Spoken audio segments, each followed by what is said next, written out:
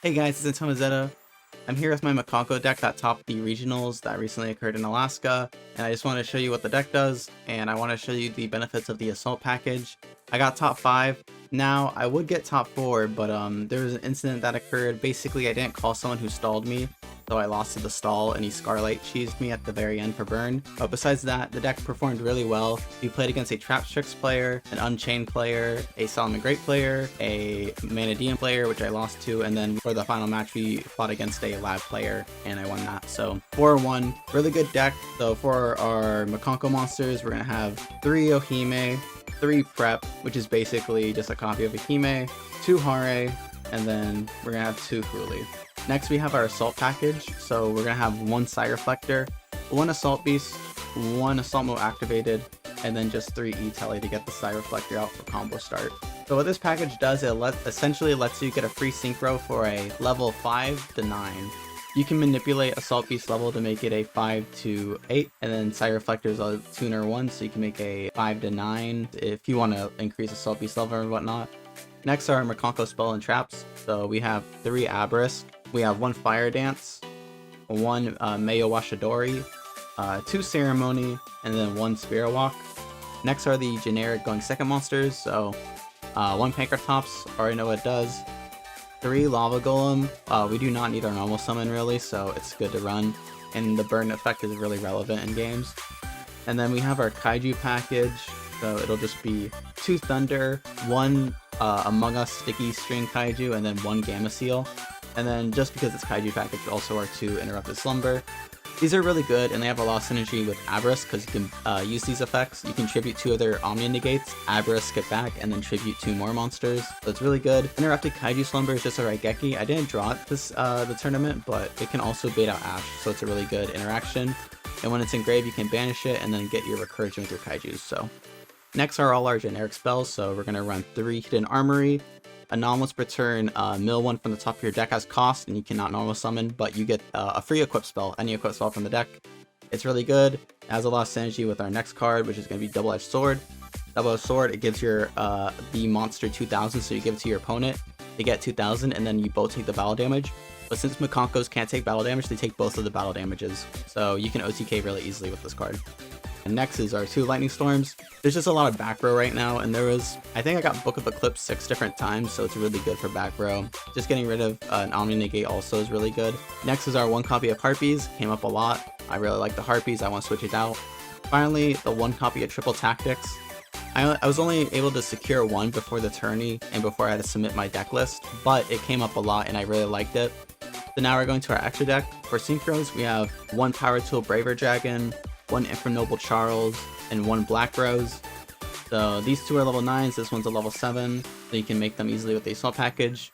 Braver Dragon can activate 3 different equip spells from the deck, so you can get your Double Edge, your Mayo, and then your Abrisk set up, and then you can start your Mikanko combos, and then you can have the equips in the grave for your Mikanko monsters or for your Ohime.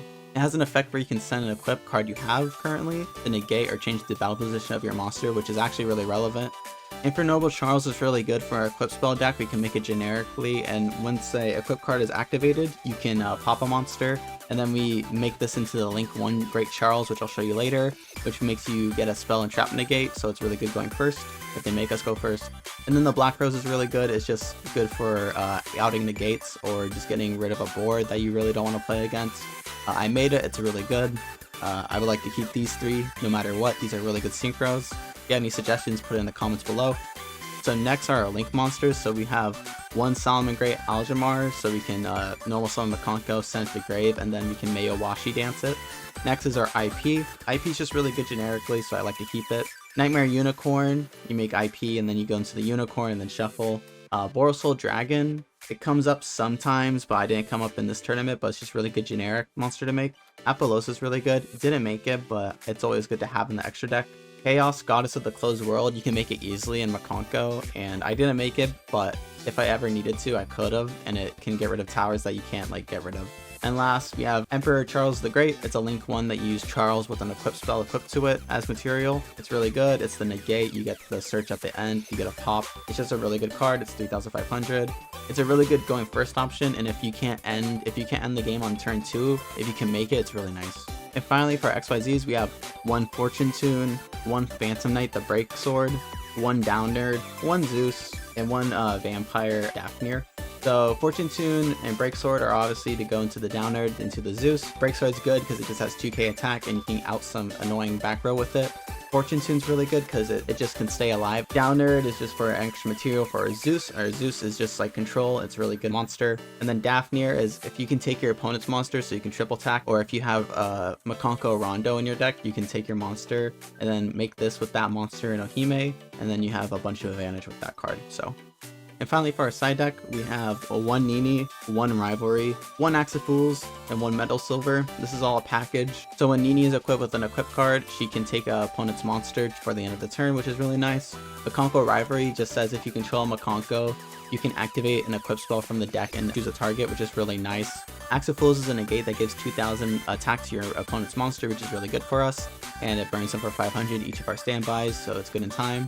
Metal Silver is a really old card and it's kind of hard to explain, but when you equip it to Huli, it basically says that your opponent cannot use a monster, spell, or trap that designates 1 monster as a target, because if a card designates 1 monster as a target, it has to be the equipped monster if you control it with Metal Silver armor, and Huli says she can't get targeted, so it's a really good Floodgate.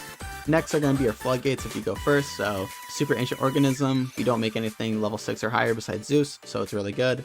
Peekaboo, we just play through it, and our opponent probably can't play through unless they're playing Vanquish Soul. 3 Summon Limit, it's really good to flip on your opponent so they can't make too big of a board, and then we can just kill them for game. And then 2 D-Barrier. Against the Mannadium player, I called Synchro, and it basically turn skip them. Against a Branded player or a Chimera player, you can call Fusion, skips their turn. It's really good. So that's it for my Mikanko Regionals deck list. It got 5th place out of 31 people. It was really good. I only lost because I didn't call someone out when I should have. It beat the meta, it beat everything. The only bad matchup I would say for this deck would be Vanquish Soul or Lab, but we were able to beat the Lab player thankfully, because in Lab you can kind of brick with it, and I think that's what happened to my opponent. Overall, I just wanted to say that Hari is best girl. Hari is better than Huli, Nini, and Ohime in terms of looks, but the best card is probably Huli and Ohime. Huli, just the targeting effect is just so insane, and Ohime is always relevant, and you can summon her during the battle phase, so you can get all your negates or the Book of Moons or Book of Eclipses out, and then Ohime for your opponent. I think it's a really good deck. I don't think the deck can really be power crept because we run really generic cards that will always be good, like Harpies, Lava Golem, and Kaijus. And that's it for the deck list. Make sure to comment, like, and subscribe if you want to see more Mikanko gaming. I always stream Mikanko roughly daily, Mikanko and Lab. I hope everyone has a good day, God bless, and I'll see you guys in the next video. Bye!